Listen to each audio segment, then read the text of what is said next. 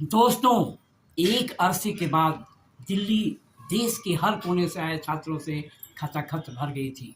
आप सब जानते हैं कि देश भर के छात्र किस मांग को लेकर अचानक दिल्ली पहुंच गए थे। ऐसा प्रतीत हुआ कि इस जनसमूह का सही आकलन देश की खुफिया एजेंसियां भी नहीं कर सकीं। दोस्तों, आप सब भली-भांति जानते हैं कि पिछले 21-22 दिनों से जंतर-मंतर पर केवल कॉकरोच जनता पार्टी ही नहीं, बल्कि देश के कई छात्र संगठनों के कार्यकर्ता भी धरना प्रदर्शन कर रहे थे। देश के जाने-माने सामाजिक कार्यकर्ता और वैज्ञानिक सोनम वांगचुक आमरण अनशन पर बैठे थे। 18 जुलाई को पुलिस ने उन्हें जबरन और बेहद अपमानजनक तरीके से उठाकर सफदरजंग अस्पताल में भर्ती करा दिया। सोनम वांगचुक की पत्नी का आरोप है कि उन्हें अपने पति से मिलने तक नहीं दिया जा रहा है और अस्पताल में भारी पुलिस बल तैनात किया गया है। दोस्तों, कल जो कुछ भी हुआ उसे देश के हर जागरूक नागरिक ने देखा। किस तरह दिल्ली पुलिस ने प्रदर्शनकारियों को, जो निहत्थे थे, लाठी डंडों से पिटाई की।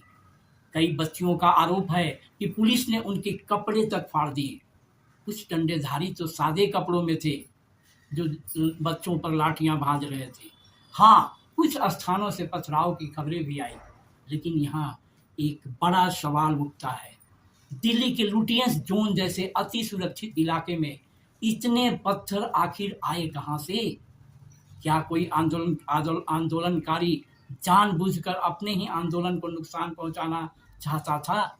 यह ऐसा प्रश्न है जिसका निष्पक्ष उत्तर सामने आना चाहिए। दोस्तों, मैं रमाश्रय सिंह आपके अपने चैनल रमाश्रय वॉइस पर आप सभी का स्वागत करता हूं। आज मैं यह चर्चा नहीं करने जा रहा हूं कि पुलिस की ओर से क्या हुआ और छात्रों की ओर से क्या हुआ। आज हम बात करेंगे सीजेपी के संस्थापक अभिजीत दीपके के उस फैसले की जिस पर कई लोग सवाल उठा रहे हैं।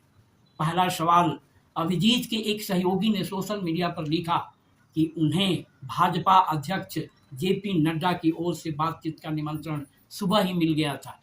बाद में स्वयं जेपी नड्डा ने भी 2 प्रतिनिधियों के साथ अपनी तस्वीर साझा करते हुए लिखा कि सीजेपी की ओर से बातचीत का प्रस्ताव उनके पास आया था।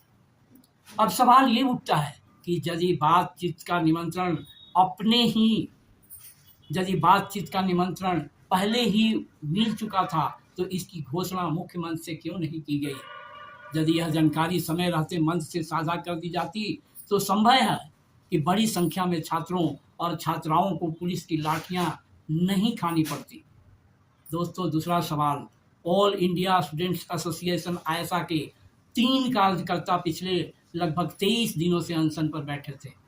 कल की घटनाओं के बाद वे कहाँ हैं, उनकी तबीयत कैसी है और उनकी वर्तमान स्थिति क्या है, इस पर न तो अधिकांश यूट्यूबर चर्चा कर रहे हैं और न ही मुख्य धारा का मीडिया विस्तार से जानकारी दे रहा है। दोस्तों, झांसी की रानी लक्ष्मीबाई को हमने इतिहास की किताबों और फिल्मों में देखा है, लेकिन आज के दौर में आयशा की छात्र नेता नेहा बोरा ने जिस साहस का परिचय दिया वह भी कम प्रेरणादायक नहीं है। डॉक्टरों ने कहा था कि उसकी तबीयत बेहद खराब है और यदि अनशन जारी रहा तो उसकी जान को खतरा हो सकता है। इसके बावजूद उन्होंने अपना अनशन नहीं तोड़ा और पूरी दृढ़ता के साथ अपने साथियों के बीच डटी रही। आप में से बहुत कम लोग जानते होंगे कि नेहा बोरा कौन है। दोस्तों, 25 वर्षीय नेहा बोरा मूल रूप से असम की रहने वाली है। उन्होंने दिल्ली विश्वविद्यालय से स्नातक किया है और वर्तमान में जेएनयू से पीएचडी कर रही है। साथ ही वे आयशा के छात्र संगठन की अध्यक्ष भी हैं। आपने उन्हें सोशल मीडिया पर दलित, आदिवासी, पिछड़े वर्ग और अन्य वंचित समुदायों से जुड़े मुद्दों पर बेबाकी से अपनी राय रखते हुए देखा होगा। यूजीसी से जुड़े आंदोलनों में भी उन्होंने सक्रिय भूमिका निभाई थी और आंदोलन के दौरान जेल भी गई थी। अब यहाँ भी एक सवाल उठता है, क्या कारण था कि इतनी सक्रिय और साहसी छात्र नेता को आंदोलन के मुख्य मंच पर अपेक्षित स्थान नहीं मिला? क्या उन्हें जानबूझकर पीछे रखा गया? यह प्रश्न भी चर्चा का विषय है। व्यक्तिगत रूप से मैं इस बहादुर बेटी के साहस और दृढ़ संकल्प को सलाम करता हूँ। उनके माता पिता भी बधाई के पात्र हैं। जिन्होंने अपनी बेटी को अन्याय के विरुद्ध आवाज़ उठाने का साहस दिया। दोस्तों, इस पूरे आंदोलन के बारे में आपकी क्या राय है?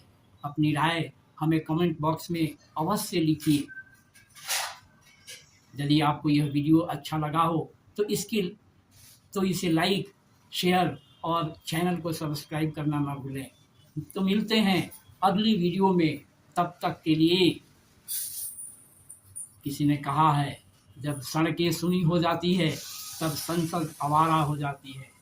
जय हिंद, जय संविधान।